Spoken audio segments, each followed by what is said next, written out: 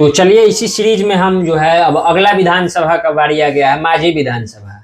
इस विधानसभा की बात करेंगे और यहाँ जो है क्या स्थिति है, क्या आंकड़ा है, इस चीज को हम लोग आपके समक्ष रखेंगे। और इस ग्राउंड वहाँ पे हम लोग खुद जा करके ये आकलन किए, वहाँ के जो जानने वाले लोग हैं, जो रेगुलर व्यूअर हैं नमस्ते बिहार 50 न्यूज को जो रेगुलरली देखते हैं, वो लोग जानते भी होंगे। हम लोग हर जगह हर विधानसभा में ग्राउंड पे जा करके वहाँ के रियल आंकड़ा जो है हम लोग आपके समक्ष ला रहे हैं। और माझी की बात करते हैं। माझी जो है वो भी सीमावर्ती इलाका है, वो यूपी से टच करता है, थोड़ा सा यूपी वाला टोन वहाँ पे आपको देखने को मिलेगा। और ये बहुत ही संपन्न इलाका है। यहाँ जो भी वोटर हैं काफी सोच समझ करके सूझबूझ के साथ वो लोग वोट करते हैं। माझी जो है 2015 और 20 का आंकड़ा बताइए। जिससे देखिए, हालांकि माझी जो आपने नाम बताया, नाम से ही लगता है कि वहां पर क्या है। दरअसल वहां के जो वोटर हैं वो किसी दल के साथ हो ऐसी कोई जरूरत नहीं है, क्योंकि यह देखा गया है कि पिछले विधानसभा का जो रिकॉर्ड है वहां पर निर्दलीय भी अच्छे अच्छे वोट लेकर के आते हैं। यदि हम 15 की बात करें 2015 में, तो डॉक्टर सत्येंद्र यादव तीसरे नंबर पे थे और 20 के चुनाव में जीत गए जी।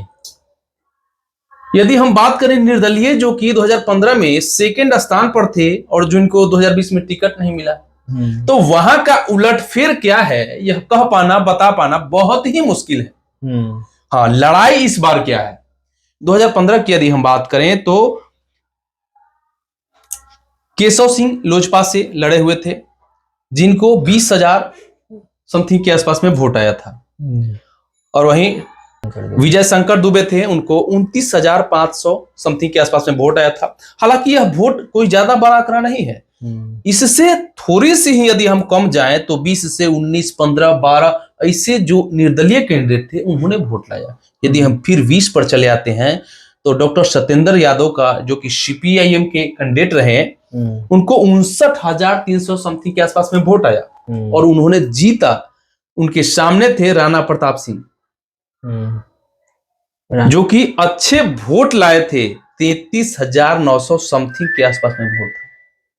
हालांकि राणा प्रताप सिंह निर्दलीय होकर के 2 नंबर पे आए थे, वहां से जदयू तीसरी नंबर की पार्टी रही है, माधवी सिंह। लेकिन जो यह चुनाव हुआ 2025 का, उसमें जदयू को यह सीट जो है जदयू के खाते में गई और वहां से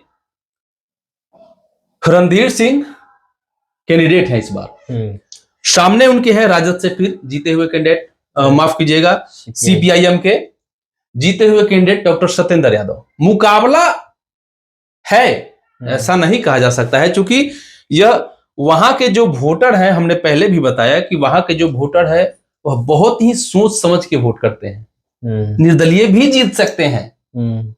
देखिए वहां जो है इस बार, पिछले 2 विधानसभा की बात हम लोग हटा दे तो इस बार जो है, जो राणा प्रताप सिंह उर्फ डब्लू सिंह जो निर्दलीय कैंडिडेट है, उनपे काफी कुछ डिपेंड करेगा माझी विधानसभा के जीत और हार का अंतर करने में।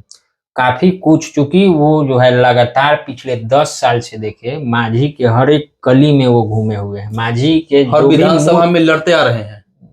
2020 से हैं वो लगातार प्रयासरत हैं। 20 में भी अच्छे खासे अंक के साथ थे। निर्दलीय होकर के जो सेकंड पोजीशन पर आ जाए तो बुझे कि जनमत उनके साथ था। यदि सिंबल वाला वोट उनको मिल जाता तो निकाल सकते थे, चुनाव जीते हुए थे वो।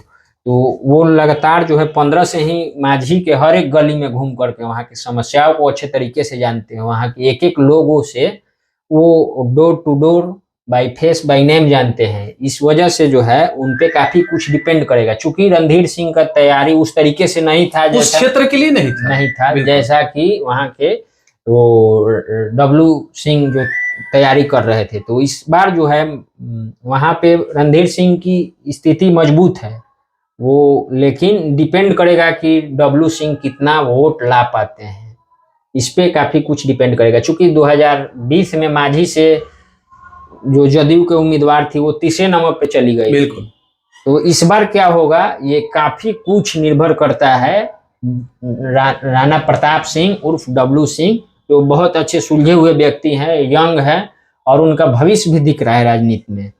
तो वो प्रयासरत थे एन वक्त पर जो है वो लगातार जो है जो भी छपरा में प्रोग्राम हुआ भाजपा का तो उसमें उन्होंने बढ़ चढ़ करके मजबूती से ही हिस्सा लिए और उनको ये आशा था, उम्मीद था कि भाजपा इस बार जो है हमको टिकट देगी। लेकिन अंततः जो है लास्ट तक ये सीट जदयू के खाते में चला गया और जदयू से उम्मीदवार है रणधीर सिंह।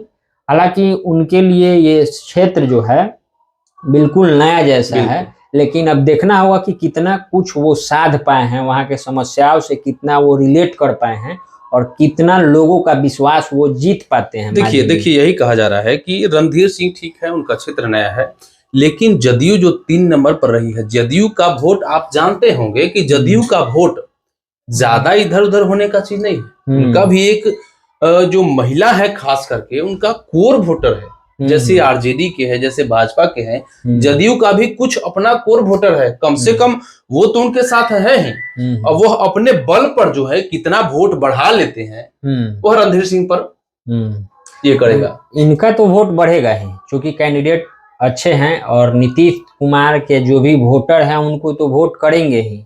लेकिन फिर वही बात हो जा रहा है कि वहां से जो राणा प्रताप सिंह और डब्लू सिंह, उनका जो व्यक्तिगत वोट है 35,000 40,000 या फिर 30,000 से प्लस, वो उनका वोटर उनके साथ इस बार है कि टूट जा रहा है, ये देखना होगा।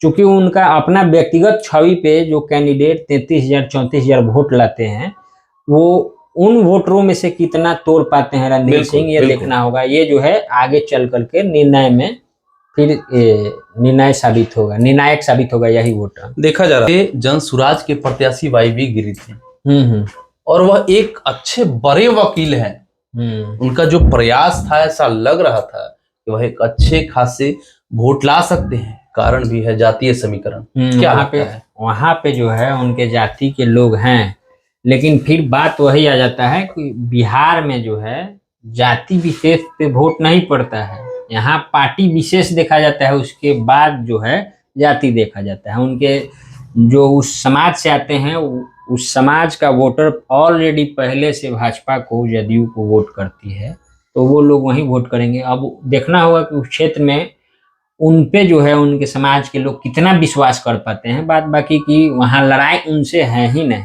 वहाँ लड़ाई में है ही नहीं। बिल्कुल उनको जो है वोट आ सकता है, ज्यादा मेहनत किए होंगे तो 10 का आंकड़ा पार कर पाएंगे, नहीं तो वहाँ लड़ाई जो है रणधीर सिंह और सत्येंद्र यादव और डब्लू सिंह के बीच ही, यानी कि वहाँ जो त्रिकोणीय बन रहा है वह निर्दलीय के साथ बन रहा है। जी वहाँ वाईवी गिरी लड़ाई में है ही नहीं। अब वोट जितना ला ले, वो जितना वोट लाएंगे वो बुझिए कि जिस उनका जो समाज है जिस पार्टी को वोट करते हैं वहां से वो माइनस करेंगे वोट को, यही है। चलिए, माझी विधानसभा बहुत दिलचस्प होने वाला है।